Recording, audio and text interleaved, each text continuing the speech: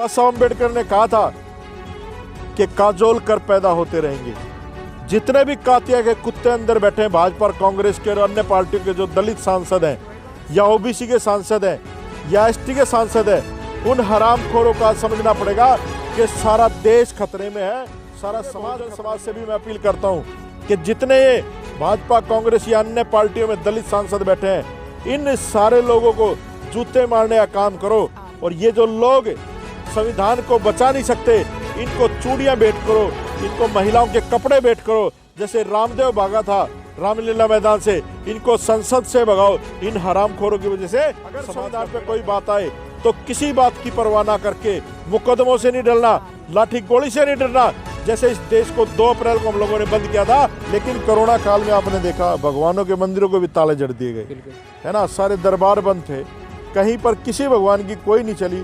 आज तक भी सोशल डिस्टेंस लोग रख रहे हैं। और ये तथागत बुद्ध ने भी किया था, जब आपको अपनी जान खुद बचानी पड़ जाए तो सोच लेना कि भगवान का कोई अस्तित्व नहीं है। पुलिस के साथ साथ पैरामिलिट्री फोर्सेज भी खड़ी। मैं कंगना रनावत को तो बोलना चाहूँगा कि वो नादान है, मुझे नहीं लगता कि उसमें मैच्योरिटी। लोग चाहते हैं कि देश जो है ना ऐसे ही नाकाबिल लोगों से भर जाए, ताकि लोग सिर्फ मंदिरों के बाहर भिखारियों की तरह खड़े रहें, इनकी गुलामी चलती रहे, कुछ चंद लोगों के पास इस देश की धन संपदा रहे। और ये इस देश के बहाने ये लोग सिर्फ और सिर्फ बहुजन समाज के हक और अधिकारों को मारने का काम कर रहे हैं। और जो एक्टिविस्ट हैं उन लोगों को गलत मुकदमों में फंसा। धर्म को ये लोग उठाने की बात कर रहे हैं, उसी धर्म में महिलाओं को पैर की जूती समझा जाता था। शायद ये कंगना रनावत भूल गई है।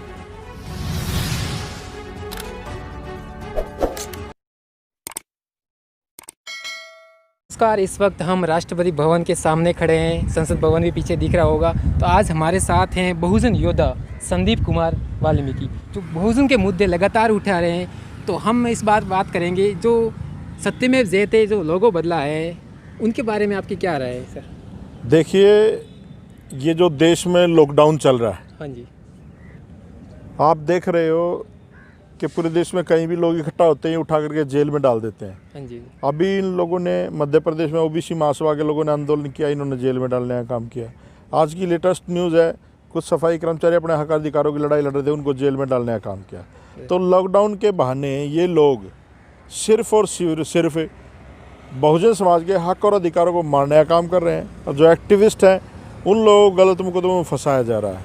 और दूसरा, जो आपने सत्यमेव जयते का जो लोगो इस देश के संसद की गरिमा थी, इस देश के संविधान की गरिमा थी, उसको इन्होंने बदल के उसको धर्म से जोड़ करके, मुझे ऐसा लगता है कि इस देश के लोकतंत्र के साथ सबसे घिनौना षड्यंत्र, या मैं कहूँ कि मूर्खता करी है इन लोगों ने। सत्यमेव जयते एक ऐसा शब्द था जो लगता था कि सही में इस देश में लोकतंत्र है, इन लोगों ने उसको छेड़छाड़ करके, दूसरा जो अशोक चक्र उसमें था उसकी जगह बदल के इन लोगों ने उसकी जगह बदल के ऐसे दिखा दिया जैसे किसी भगवान के पीछे कोई चक्कर लगा रहता है, उस तरह से दर्शाने का प्रयास किया जा रहा है। लेकिन कोरोना काल में आपने देखा भगवानों के मंदिरों को भी ताले जड़ दिए गए, है ना। सारे दरबार बंद थे, कहीं पर किसी भगवान की कोई नहीं चली। आज तक भी सोशल डिस्टेंस लोग रख रहे हैं। और ये तथागत बुद्ध ने भी किया था, जब आपको अपनी जान खुद बचानी पड़ जाए तो सोच लेना कि भगवान का कोई अस्तित्व नहीं है। और ये लोग दोबारा इस विकसित भारत को उसी भारत बनाना चाहते हैं, वैसा ही जैसे पहले था, जो पाखंड में लोग घुसे रहे, वो पढ़े ना, आगे की बात ना करें, अपने हक अधिकारों के लिए ना लड़े।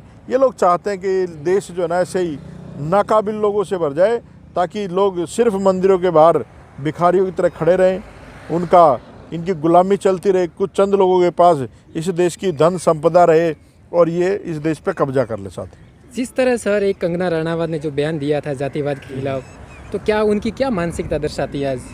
देखिए, अभी मैं देख रहा हूँ, दिल्ली में मैं आया तो मैं देख रहा हूँ नाकों पे पुलिस के साथ साथ पैरामिलिट्री फोर्सेज भी खड़ी हैं। मुझे ऐसा अंदेशा है, और जो चर्चा है बहुजन गलियारों में, बहुजन एक्टिविस्टों के बीच में, और कुछ संतों महात्माओं ने भी, आरएसएस के कह लो या किसी भी उसके कह लो हिंदू संगठन के, उन लोगों की जवानों से भी कुछ बयान आए हैं। ये जो अब लॉकडाउन लगाने की तैयारी चल रही है, ये अब मुझे ऐसा लगता है कि संविधान के पटल पे, ये संविधान को बदलने के लिए ये जो संसद लगेगी उसमें पटल पे, संसद के पटल पे संविधान लेकर के आएंगे जी। और ये जो बाबा साहब अम्बेडकर ने बड़े हक दिलवाए थे सबको, उन हकों को वापस छीनने का इस देश की संसद काम करेगी। और मैं कंगना रनावत को तो बोलना चाहूँगा कि वो नादान है, मुझे नहीं लगता कि उसमें मैच्योरिटी है। आज अगर कंगना रनावत की रिस्पेक्ट है लोगों में और वो जानी जाती है एक अभिनेत्री के रूप में, तो उसको ये नहीं पता कि वो बाबा साहब अम्बेडकर के संविधान की बदौलत उसके पास हक और अधिकार हैं। उसने कहा कि संविधान गलत है। अगर संविधान नहीं होता तो कंगना रनावत जी, आप इस देश में इतने खुले शब्दों में अपनी बात नहीं रख पाती और इतने हक और अधिकार आपको वहाँ जाने का मौका भी नहीं मिलता। तो ये जो संविधान जब इस देश में आया, तभी इस देश की आधी आबादी महिलाओं को हक और अधिकार दिए। आज कंगना रनावत अगर मनुस्मृति के हिसाब से इस देश चलता तो इस देश में क्या था, कोई महिला जब विधवा हो जाती थी तो पूरी उम्र उसे एक कैद खाने की तरह बितानी पड़ती थी और सती प्रथा थी, साथ में जला दी जाती थी। माँ बाप की संपत्ति में, पति की संपत्ति में कोई हक और अधिकार नहीं था। और जिस धर्म को ये लोग उठाने की बात कर रहे हैं, उसी धर्म में महिलाओं को पैर की जूती समझा जाता था। शायद ये कंगना रनावत भूल गई है। इस देश की पहली प्रधानमंत्री महिला इंदिरा गांधी जब प्रधानमंत्री, तो उसने कहा था कि मैं बाबा साहब अम्बेडकर के संविधान की वजह से प्रधानमंत्री बनी हूँ। आज महिलाओं को जो भी हक और अधिकार है वो बाबा साहब अम्बेडकर की संविधान की वजह से है, बदौलत है।